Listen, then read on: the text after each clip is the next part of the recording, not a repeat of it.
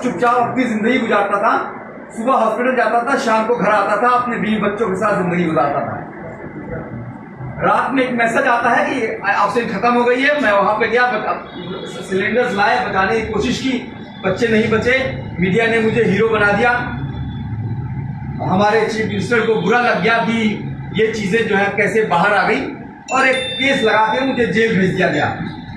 Judiciary को 9 महीने लग गए ये जानने में कि मैं निर्दोष हूं, पर still I am thankful to the honourable High Court. उन्होंने जब मुझे बाहर निकाला तो उस वक्त कहा उन्होंने कि doctor Kafeel, there is not a single evidence कि डॉक्टर कफील के खिलाफ सबूत है कि उन्होंने कोई मेडिकल निग्लिजेंस किया या उन्होंने कोई करप्शन किया या उनका कोई ऑक्सीजन टेंडर से कोई लेना देना था।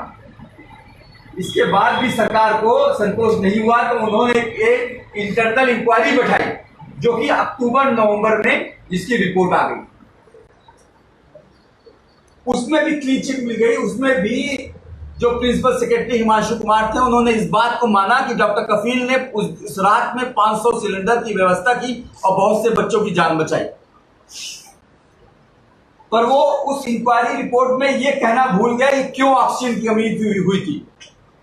इसीलिए जब भी मैं जहां भी जाता हूं तो ये क्वेश्चन मैं पूछता हूं कि अगर हाईकोर्ट ये कहता है कि doctor Kafeel is not a murderer, अगर आपकी इंटरनल इंक्वायरी रिपोर्ट कहती है कि doctor Kafeel is not a murderer, तो कोई कल्प्रिट है, real culprit. Who is the real culprit? यही क्वेश्चन पूछता हूं, और यही क्वेश्चन शायद हमारे आदरणीय मुख्यमंत्री को खटकता है।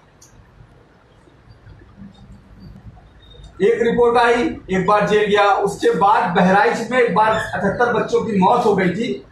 वहां पे मैं फैक्ट फाइंडिंग टीम के साथ गया था। वहां पे भी प्रेस कॉन्फ्रेंस करने से पहले ही सरकार ने मुझे जेल में भेज दिया। 2 महीना जेल में रहा और जेल से बाहर आया। और फिर ये एक मौका शायद खोजते रहे कि कैसे अब इसको रोका जाए, इस डॉक्टर कफील को क्यों कैसे रोका जाए इस क्वेश्चन पूछने से, या जो भी हो।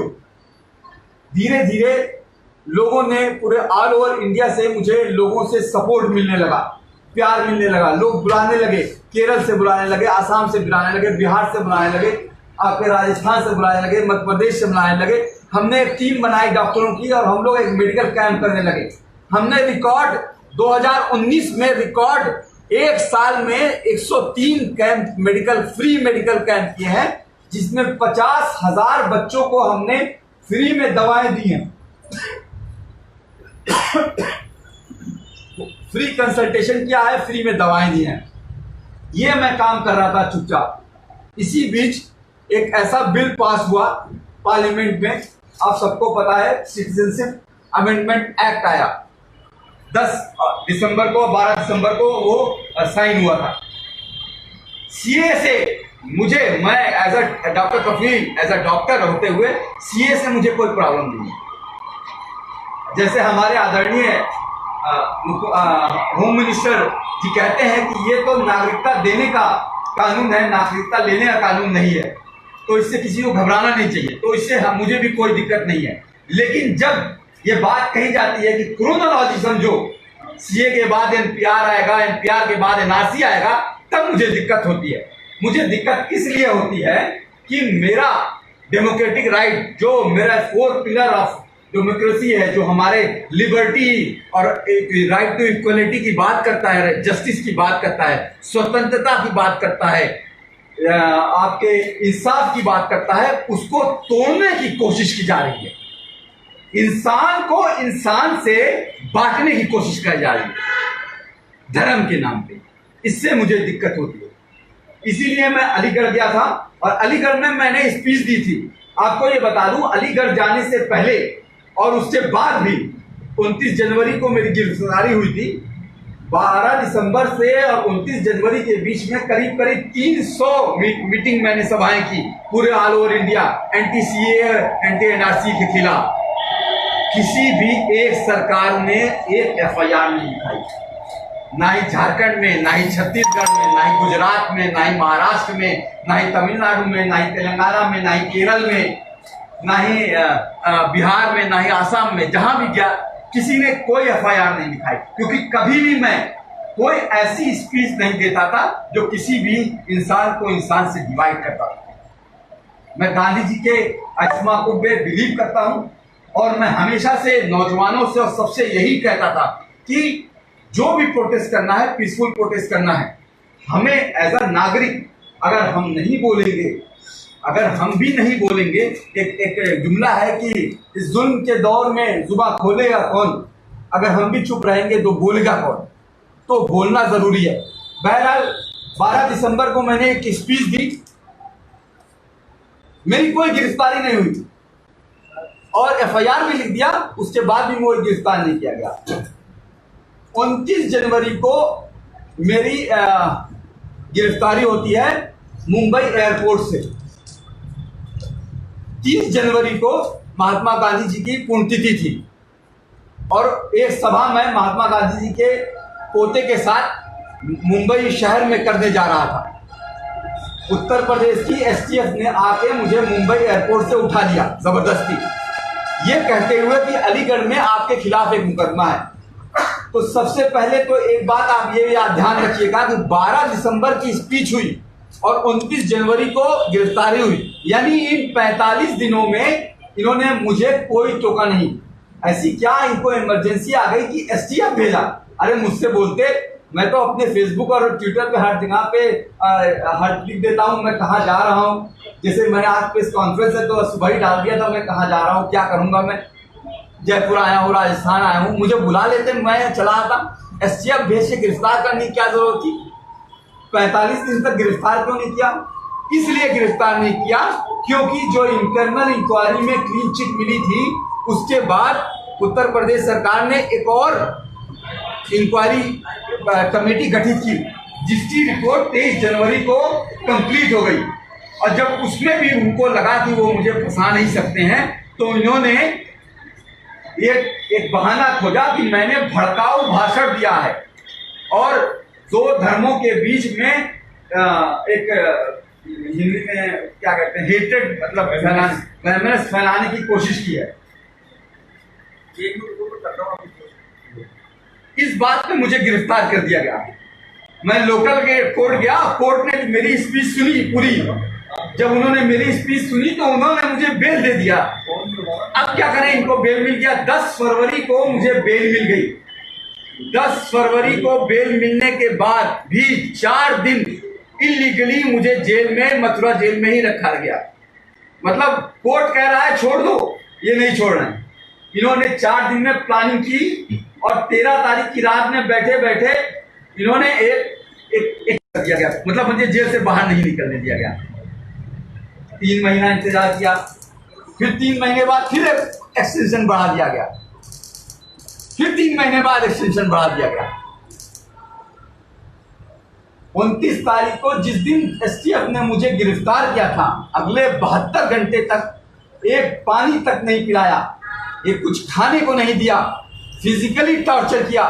और एक ऑफिसर आता था और उसके बाद दूसरा ऑफिसर आता था, ऐसे पानी का ग्लास मुंह में फेंक देते थे, सोने नहीं देते थे और अजीब से वियर्ड क्वेश्चन पूछे करते थे।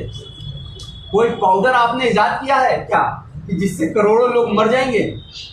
मैंने कहा भाई मैं डॉक्टर हूँ, पीडियाट्रिशियन हूँ, मैं कोई साइंटिस्ट नहीं हूँ कि मैं पाउडर इजाद कर दूंगा। आप कोरोना वायरस की बात कर रहे हो क्या? तो चाइना से बात कीजिए। आप जापान गए थे सरकार को गिराने के लिए। मैंने कहा भाई मैं जापान क्यों जाऊंगा सरकार को गिराने के लिए? पहली बात कि मेरा पासपोर्ट जो है अभी, क्योंकि मेरे पर केस चल रहा है बीआरडी वाला भी, तो पासपोर्ट अभी जुडिशियल कस्टडी में है, तो मैं इंडिया से बाहर जा ही नहीं सकता। और तुम जापान क्यों बोल रहे हो? बोल दो पाकिस्तान गया था सरकार गिराने के लिए, और एक अकेला आदमी सरकार कैसे गिरा सकता है? तो इस तरह के वियर्ड क्वेश्चन उन्होंने मुझे इंटरोगेट किया और फिजिकली भी मुझे टॉर्चर किया।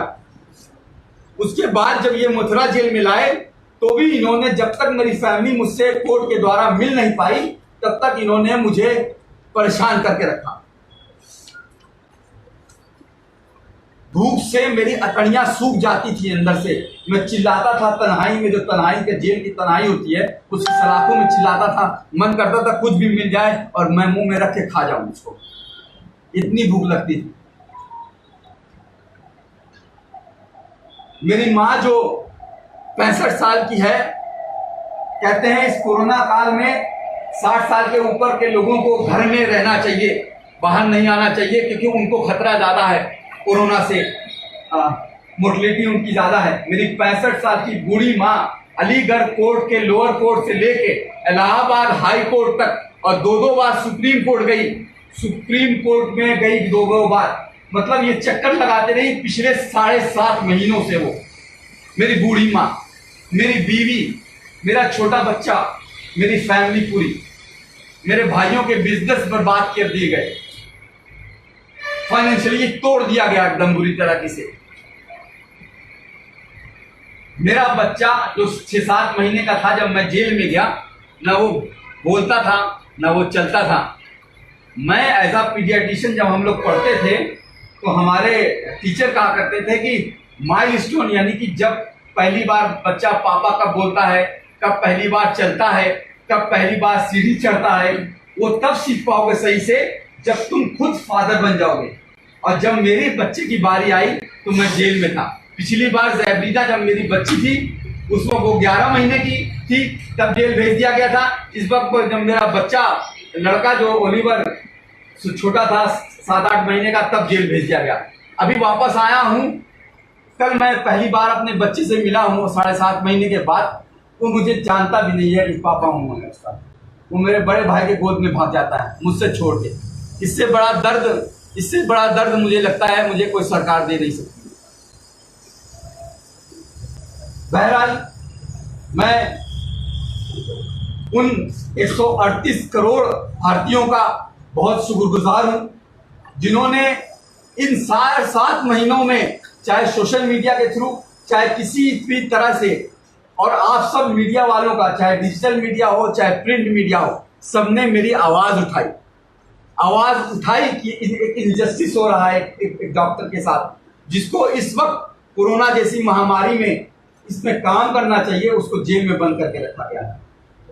मैं जुडिशरी के honourable chief justice supreme court का भी धन्यवाद दूंगा, जिन्होंने 11 अगस्त 2020 में ऑर्डर किया कि 15 दिन के अंदर सुनवाई कंप्लीट करो हाई कोर्ट से, और इससे कहा कि फ्रीडम ऑफ स्पीच है, ये आर्टिकल 21 में हमें कॉन्स्टिट्यूशन से अधिकार मिला हुआ है, उसको बोलने का डॉक्टर को अधिकार है, उसको जेल में क्यों रखा गया है, ऑर्डर में लिखा उन्होंने सुप्रीम कोर्ट ने। तो तब जाके सुनवाई रियली स्टार्ट हुई हाई कोर्ट में, वरना इससे पहले हाई कोर्ट में हम लोगों ने जब दाखिल किया था, हम लोग हाई कोर्ट जो है 18 मार्च को ही पहुंच गए थे। हाई कोर्ट डेट पे डेट देता रहा, और इस बार चीफ जस्टिस ने खुद फाइल अपने पास रखी, और ये 45 पन्नों का ये ऑर्डर मैं आप सबको दूंगा। एक 45 पन्नों का एक ऑर्डर उन्होंने दिया है, जो एक इतिहास बनेगा कि किसी और निर्दोष के ऊपर जो है एनएसए ना लगाया जाए। मैं ऑर्डर पे आता हूं, मैं उन सारी पॉलिटिकल पार्टीज का, खासकर प्रियंका गांधी जी का भी मैं शुक्रगुजार हूं, जिन्होंने पर्सनली फोन करके मेरी माँ को, मेरी परिवार, मेरी फैमिली से बात किया और ढांढस बनाया। मैं समाजवादी पार्टी के अखिलेश जी का, मैं कम्युनिस्ट पार्टी के सारे लोगों का, और मैं सब लोगों का, हर कोई पॉलिटिकल पार्टी हो, सबका मैं शुक्रगुजार हूं, जिन्होंने मेरे, चाहे विधानसभा हो चाहे लोकसभा हो, मेरे मुद्दे को उठाया। अब आते हैं इस ऐतिहासिक जजमेंट पे, क्यों 45 पन्ने का जजमेंट क्यों लिखा गया, और खुद चीफ जस्टिस ने इस 45 पन्ने के जजमेंट में पढ़ा है। उन्होंने जजमेंट में साफ साफ आप देखिएगा कि पहले ही पन्ने पे उन्होंने लिखा है कि जब से अगस्त 2017 में बीआरडी ऑक्सीजन ट्रेजेडी हुई है, उस दिन से ही उत्तर प्रदेश सरकार डॉक्टर कफील को और उसकी पूरी फैमिली को प्रताड़ित कर रही है। ये चीफ जस्टिस का पहले पन्ने का ऑर्डर है। चीफ जस्टिस ने अपने ऑर्डर में ये बात अग्री की है। उन्होंने पूरी स्पीच, आपको इसमें मेरी पूरी स्पीच मिल जाएगी जो मैंने अलीगढ़ में दिया है।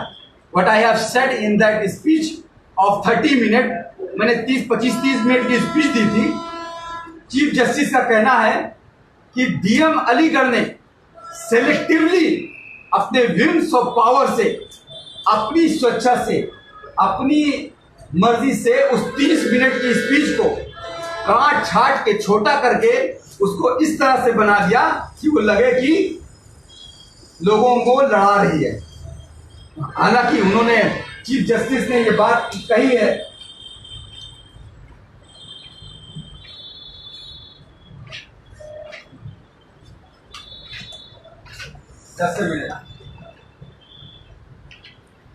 चीफ जस्टिस ने इस बात कही है कि instead of hatred and violence, not a iota of anything is indicated in that whole speech which indicates of hatred and violence. उन्होंने पूरी स्पीच में हेटेड और वायलेंस की बात नहीं की है, बात की है देश की अखंडता की बात की है, इंटीग्रिटी की बात की है, यूनिटी की बात की है। ये चीफ जस्टिस कह रहे हैं, मैं नहीं कह रहा हूं। आप स्पीच पढ़ लीजिएगा। चीफ जस्टिस ने कहा है कि मैंने पॉवर्टी की बात की है, मैंने बात किया है ये अनएम्प्लॉयमेंट की बात किया है, मैंने ब्रोकन हेल्थ सिस्टम की बात किया है कि जो कि पूरा देश में जो हेल्थ सिस्टम हमारा है वो टूटा हुआ है, उसके बारे में बात किया है।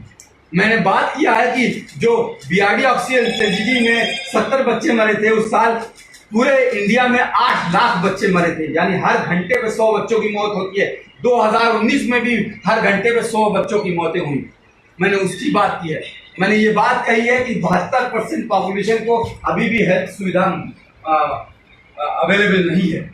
और लास्ट में ऑर्डर में उन्होंने साफ लिखा हुआ है कि जो भी इन पे एनएसए लगाया गया वो पूरी तरह से इलीगल था, अवैध था, उसको क्वैश करता हूँ, उसको हटाता हूँ और जो भी एक्सटेंशन दिया है उसके बाद उसको मैं किसी वक्त खत्म करता हूँ और डॉक्टर कफील की रिहाई तुरंत करता होनी चाहिए।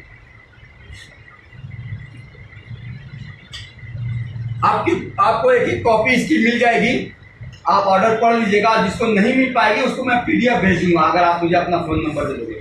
जयपुर कैसा आना ना? हाँ, जयपुर कैसा आना हुआ, आपको एक बार इस कहानी ये भी बता देता हूँ जयपुर कैसा आना हुआ।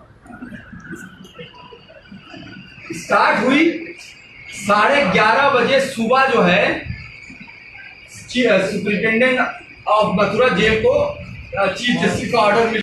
नेशनल दस्तक की आपसे गुजारिश है कि अगर इसको बचाना चाहते हैं तो नेशनल दस्तक को सब्सक्राइब करने के लिए रेड कलर के सब्सक्राइब बटन को दबाएं, फिर बेल आइकन की घंटी दबाएं। नेशनल दस्तक को बचाने के लिए बहुत जरूरी है कि हर खबर को शेयर करें, लाइक करें, कमेंट जरूर करें।